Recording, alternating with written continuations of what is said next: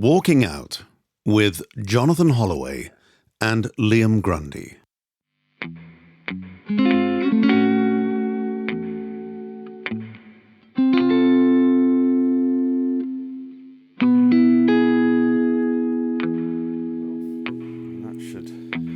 Oh, look, you've got a bag. It says Church Street, Twickenham. Oh, yeah. It's got a big heart on it. Yeah. Well, Does it say, is there an I in the top left-hand corner that says I heart? Yes, it does. I heart Church Street. Yeah, well, I just want to make it clear at this point, it's not mine. I see, and I see you've got your Lac and Macarena shirt. That's my showbiz shirt, yeah. Your showbiz shirt. It's Yeah. on display, actually. Well, I was wearing it last week, and so you just thought you'd display it. I'm just giving it an airing.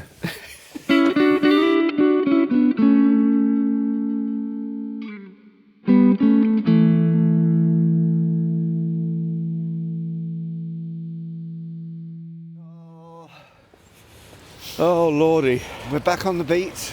Back on the beat. I noticed the Christmas decorations are up. Yes, it's beginning to look a lot like Christmas.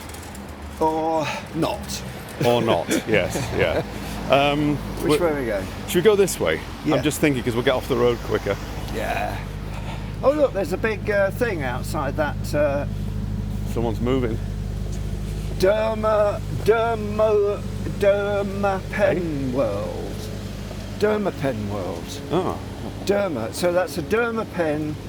Must Where's be that? a device. Look, it's behind that orange truck. That must be some kind of thing which you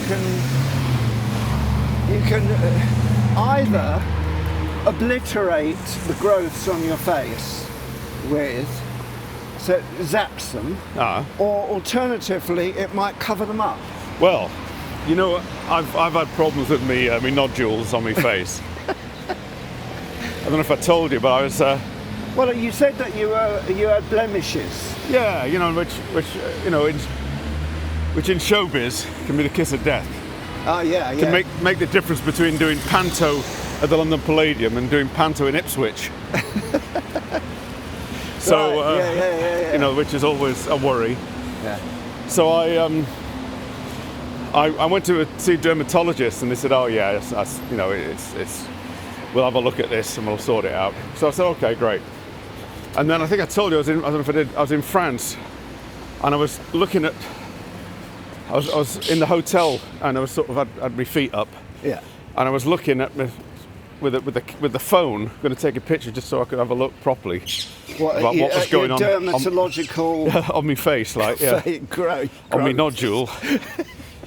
And I had it. Yeah. I had the camera sort of set for ordinary pictures. So to my horror, I suddenly saw these horrible stumpy legs, horrible stumpy hairy legs, which I immediately recognised, sadly, as my own.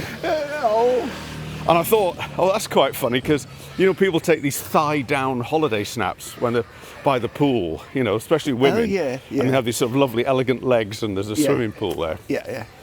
And Yeah. so I thought, well, this would be quite funny. I'll take a picture of my horrible hairy legs and send them to Fiona.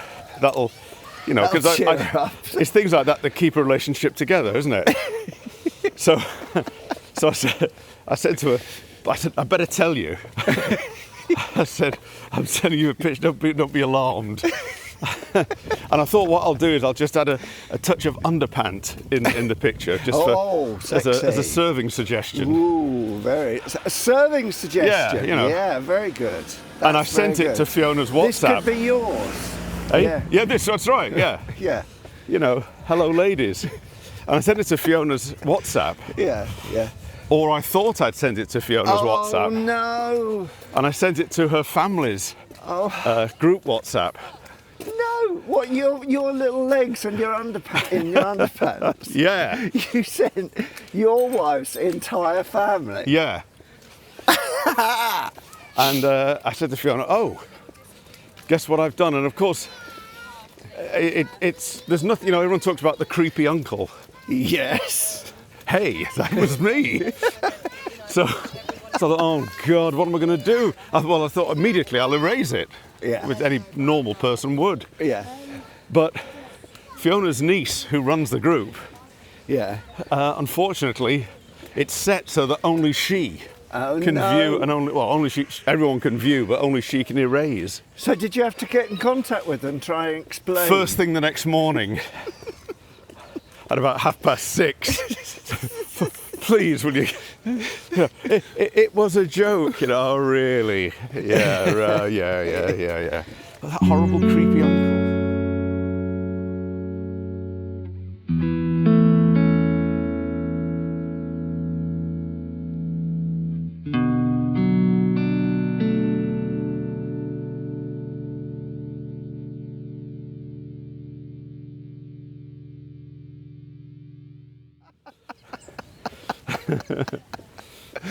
Oh, here we are. Oh, look, we're down amongst it all now. We are in amongst it, and all the water sports and waterism. And yeah, it's called the river. Yeah. Yeah. The grand old lady of London. Oh, yes. She's up in the morning working before any of us. Yeah. She's still flowing at night, and we've all got our heads down. Do you mind? ISIS. Yeah. Oh, look at the number of boats there are all moored up. Yeah. There's loads of them. Oh, look, Eel Pie Island. Has it got you on it? No, because I'm playing in the club. Oh, right. Oh, okay. Just 2 minutes walk from the riverside. Oh, there's a picture of Accabilk. Of course there is. Actually, Accabilk. Mr. Accabilk. Mr. Accabilk. And his Paramount Jazz Band. Paramount Jazz Band, yes, that's right. Oh, look, there's a whole case full of stuff to do with him, including his vinyl LP, The Best of Accabilk. When's it open? We could pop in there later. Yeah, well, that would be well worth a do, wouldn't it? Someone told me once that, Kenny Ball and his Jazzmen. Yeah. Someone told me once that the draw off's still going. Levels. Someone told me once that his wife, Kenny Ball's wife, was called Jasmine. Oh. And so. That's in Jasmine Le Bon. So when people turn up, people say, "Oh, here's Kenny Ball and his Jasmine." But apparently it's not true. That's very good.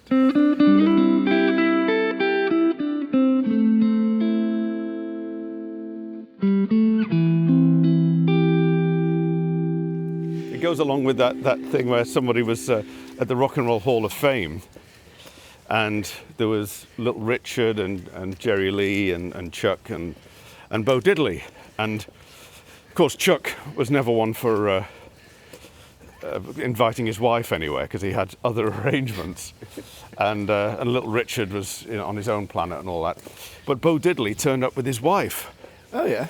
And for an ordinary evening out. Yeah, because he's steak and that's pepper it. sauce and and I think that's Forest Gatter. And it's probably a normal thing to do as well. It's probably a normal thing. You Rock and Roll Hall of Fame, you bring your partner with you. I can see that. Yeah. So there he is, and they said, "This is your seat, Bo, and this is your seat." And they didn't know her first name, and they said, "And this is your seat, Mrs. Diddley." Mr. and Mrs. Diddley.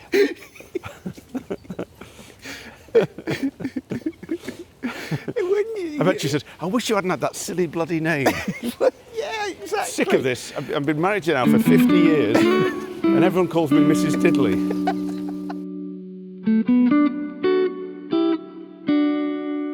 Things that are diddly used to be a way of saying they were small and difficult to handle. Yeah. Wasn't there? Well, it was Diddy, wasn't it? Diddy David Hamilton. Yes, that's the right. DJ. I saw him once. Is he really diddly? In fact, I was doing a gig once, and he in Barnes. Yeah. And he parked up outside, and he had this cream-coloured Mercedes. Yes. With all the spoilers and everything. This was the 80s. All in cream as well, and everything. And the car pulled up, and I heard the door slam. And he'd parked so that he was getting out onto the road on the curb. Oh, yeah. So he parked, he pulled in sort of to the left. And I heard the door slam, but I couldn't see who it was.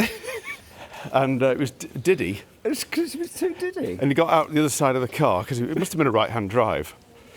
And he walked round, and his hair was exactly the same colour of yellow as the car. Do you remember when you were a kid, you go to Cornwall, they have that Cornish ice cream that was like yes. almost like a colour Vibrant, of egg. Yes. Yeah. Yeah. And that was his hair.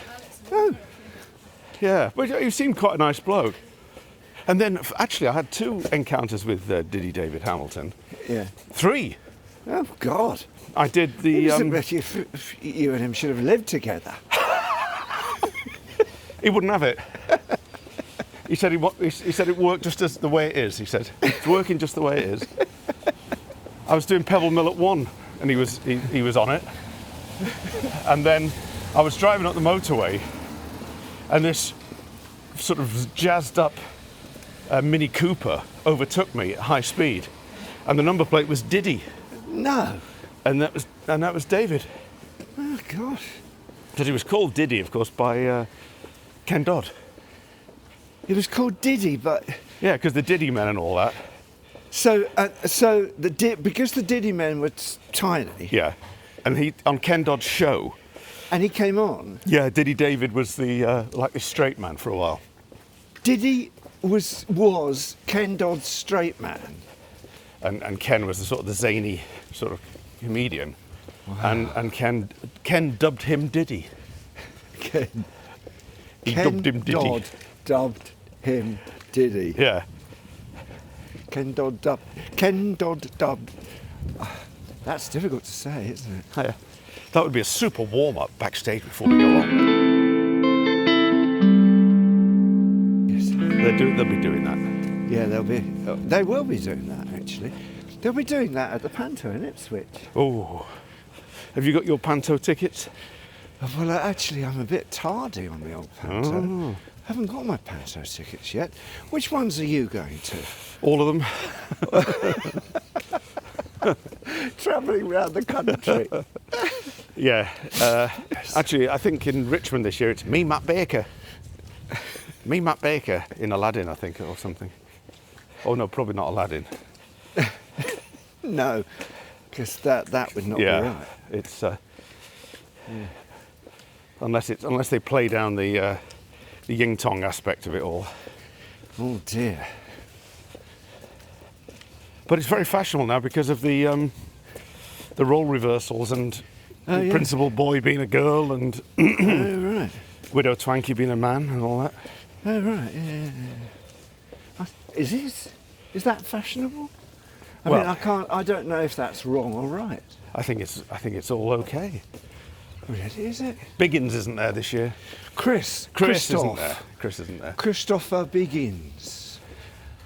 I bought a pair of glasses from a cheap website in America, and they arrived, and they're very nice and everything. Still don't trust the National Health, do you? Great big glasses, round. I thought I looked like Christopher Biggins in these. Oh, that's good. So I'm not going to wear them. So I don't wear them. Well, it's amazing, showbiz, isn't it? Of course, it's eternal, showbiz. I mean, and the people who are successful in it. Well, completely unpredictable. It's a fickle mistress, though, isn't it, showbiz? Well, yeah. Yeah. Especially if you're Ed Bishop. Oh, well, he was... He was always the token American voice in things like Fub or XL5 and Supercar and all the Jerry Anderson stuff. Yeah, all the Jerry Anderson stuff, and that he never was, far from our thoughts, Jerry Anderson. Yeah, and that series that he made.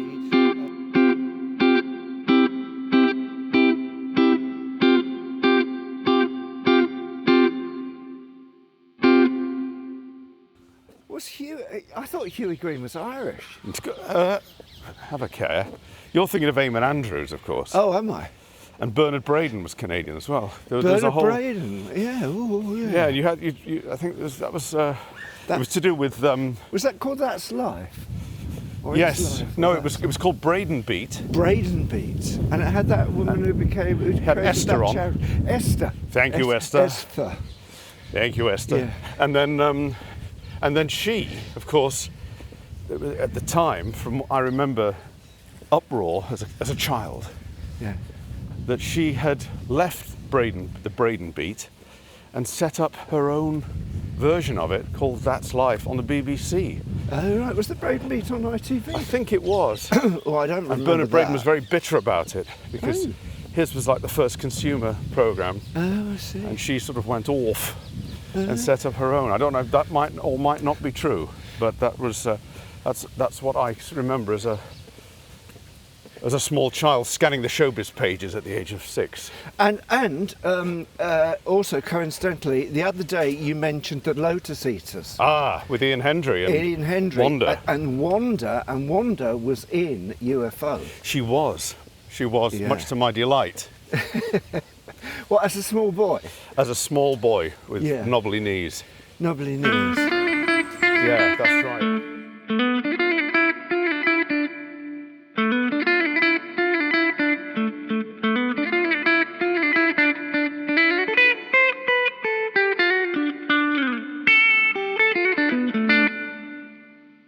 Walking Out with Jonathan Holloway and Liam Grundy. A Fruit People production.